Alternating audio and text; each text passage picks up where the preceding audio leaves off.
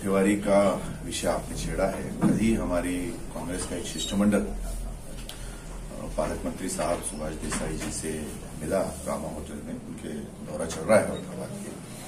उस वक्त हमारी गुंठेवारी के ऊपर डिटेल्ड उनसे बात हुई। हमने फिर उनको कुछ मुद्दों पर अपना एक मेमोरेंडम दिया है और मांग की है कि जैसा भी चल रहा था कि 1 महीने का एक्सटेंशन मिलेगा और जो उन्होंने डिक्लेयर भी किया, हमने कहा कि इसमें 6 महीने की मुदत और बढ़ाकर जनता को दी जाए। इसमें इंस्टॉलमेंट्स किए जाएं, जो हमने पहले भी ये मांग की थी, उसी बात पर हम आज भी कायम हैं। और इसके जो रेट्स हैं ये बहुत ज्यादा है। वो मुद्दे के ऊपर हमने कांग्रेस पार्टी की तरफ से महाराष्ट्र लेवल पर, प्रदेश लेवल पर भी आवाज उठाई है। हमारे नेता आदरणीय श्री पादा साहेब थोरात जी को हमने मेमोरेंडम दिया है कि इसके रेट्स पे बात करें। ये पॉलिसी डिसीजन है उनकी तरफ से। तो और इसके साथ साथ हमने ये भी बात की है कि एक्सटेंशन 6 महीने दिया जाए।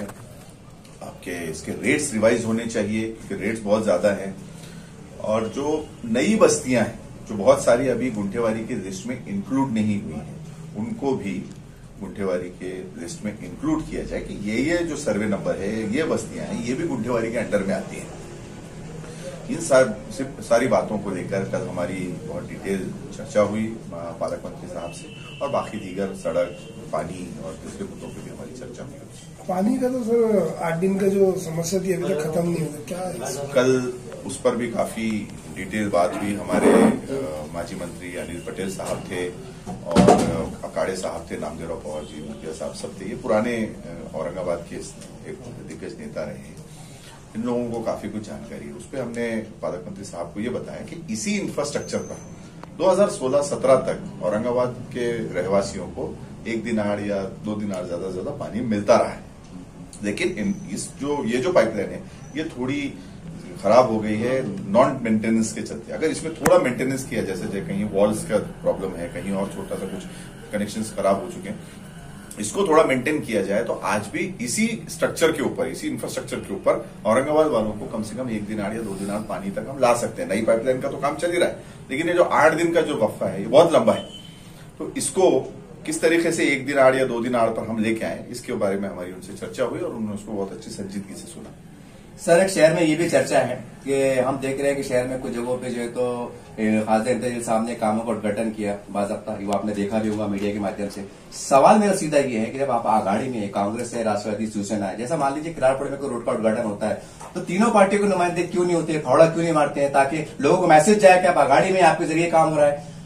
चर्चा चढ़ेगी, आप काम ही नहीं कर रहे हैं, ऐसी चर्चा चढ़ी। सर देखिए, आपने बात की अभी खासदार साहब की, तो वो खासदार है, उनको फंड मिलता है सरकार से काम करने के लिए। तो कोई उनके फंड घर से तो कोई भी नहीं करता, अपने फंड से काम करता है, वो अपनी जिम्मेदारी निभा रहे हैं। कांग्रेस पार्टी का इस वक्त आप जानते हैं कि औरंगाबाद शहर में कोई आमदार खासदार नहीं है।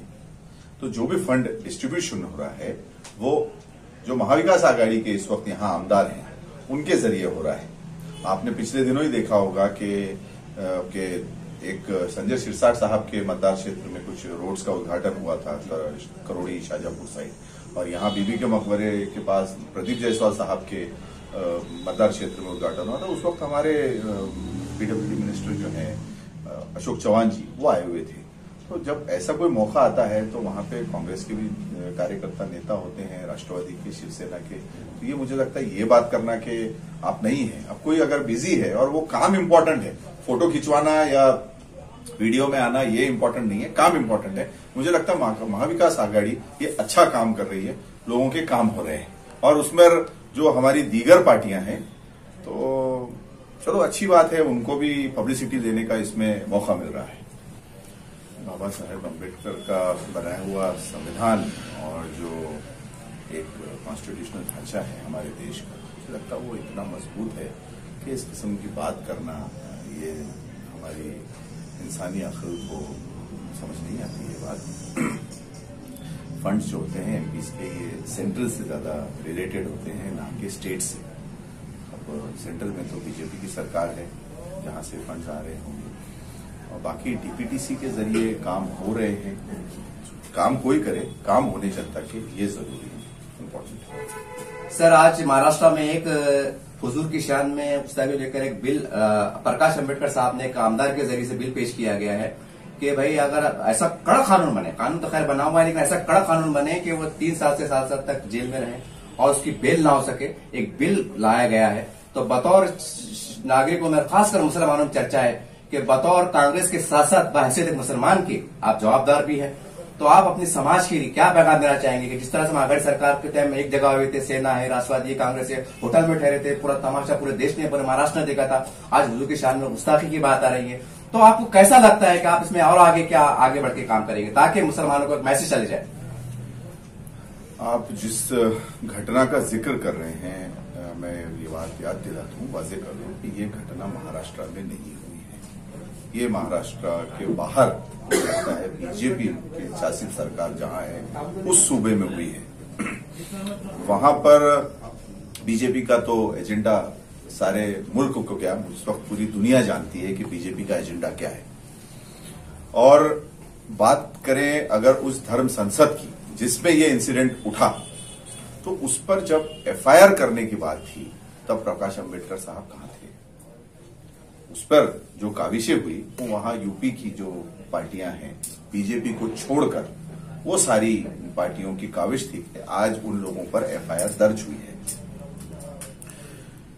उसमें कांग्रेस पार्टी की हमारी नेता श्रीमती प्रियंका गांधी वाड्रा जी का अहम रोल रहा है। कांग्रेस कार्यकर्ताओं ने वहां पर बहुत ज्यादा दबाव बनाया, जिसके चलते उन लोगों पर एफआईआर दर्ज हुई।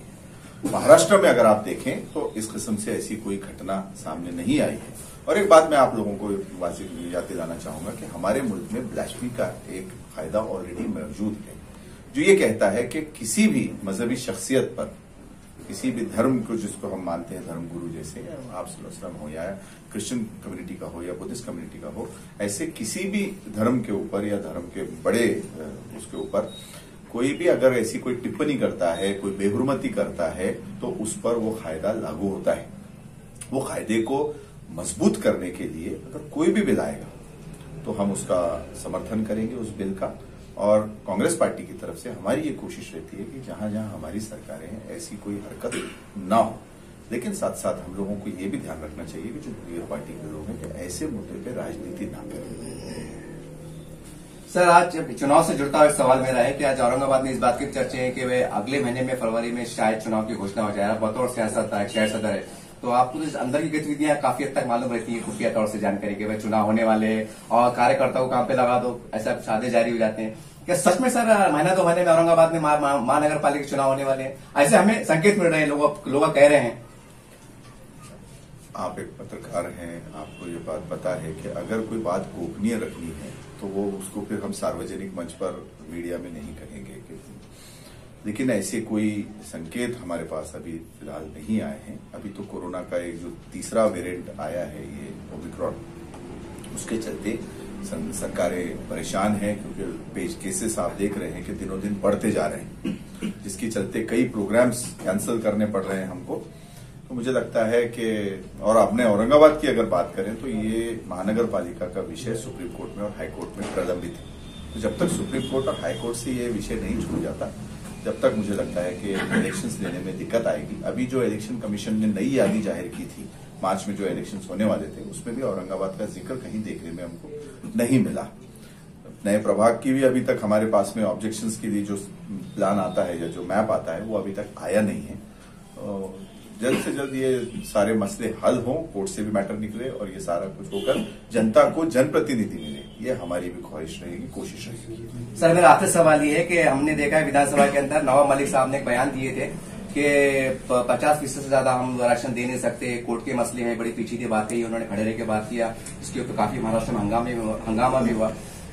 सवाल ये है सर, हम गली गली घूमते हैं, कई लोगों से मिलते हैं और उन्हीं की मन की बात को सवाल की शक्ल में आपके सामने रख रहा हूं। सवाल यह है कि कोर्ट ने एजुकेशन में दिया है, नौकरी में नहीं दिया साहब, तो आपको दिक्कत क्या है? मतलब सरकार को दिक्कत क्या है? ये जनता पूछ रही है आपसे। देखिए, ये मामला काफी सेंसिटिव है। आपने देखा है कि ओबीसी का हो या मराठा समाज का हो, इस पर कितना कोशिशें हो रही है, बवाल भी हो रहा है।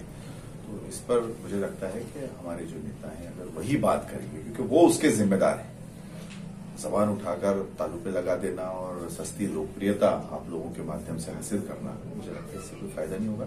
जो इस काम के लिए पार्टी की तरफ से जिम्मेदार लोग हैं वही अगर बात करें तो मुझे लगता बेहतर होगा। Thank you. चलो मेरा